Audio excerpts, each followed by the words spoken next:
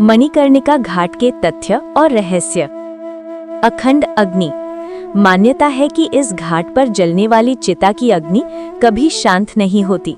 ये आग सतयुग से लगातार जल रही है, जो जीवन की नश्वरता और मृत्यु के निरंतर चक्र का प्रतीक है। तथ्य 1। मान्यता है कि इस घाट पर जलने वाली चिता की अग्नि कभी शांत नहीं होती। ये आग सतयुग से लगातार जल रही है, जो जीवन की नश्वरता और मृत्यु के निरंतर चक्र का प्रतीक है। तथ्य 2। कहा जाता है कि काशी में मरने और मणिकर्णिका घाट पर अंतिम संस्कार होने से व्यक्ति को मोक्ष प्राप्त होता है, यानी उसे जन्म और मृत्यु के चक्र से मुक्ति मिल जाती है। तथ्य 3।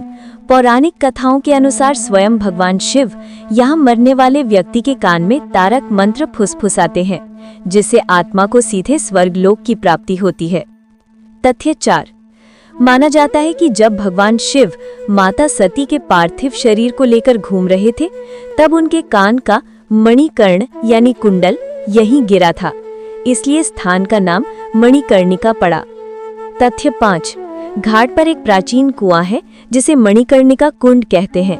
एक कथा के अनुसार भगवान विष्णु ने शिव पार्वती के स्नान के लिए इसे खोदा था और यही शिव के कान की मणिकर्णिका गिरी थी। तथ्य 6। घाट पर अंतिम संस्कार के लिए चिता की आग और उसका अधिकार सदियों से एक विशेष परिवार डोम राजा के पास रहा है। ये परंपरा एक सामाजिक और आर्थिक रहस्य भी है। तथ्य 7।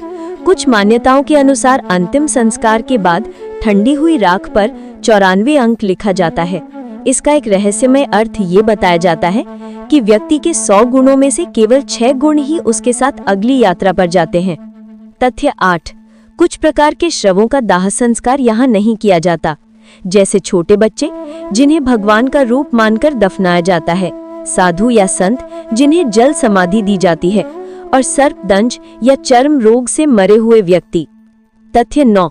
एक समय के बाद इस घाट पर होने वाले दाह संस्कार का कोई आधिकारिक रिकॉर्ड नहीं रखा जाता। ये एक प्रशासनिक रहस्य है। तथ्य 10।